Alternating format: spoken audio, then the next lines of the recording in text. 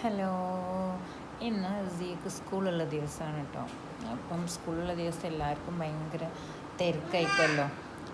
അങ്ങനെ എനിക്കും ഭയങ്കര തിരക്കായിരുന്നു. അതിൻ്റെ ഇടയിൽ ഇതാ ആയ വന്ന് കുറേ കച്ചറ ഉണ്ടാക്കും, അങ്ങനെ ഓളെ കുറേ നോക്കും, പിന്നെയും ഭക്ഷണം ഉണ്ടാക്കും.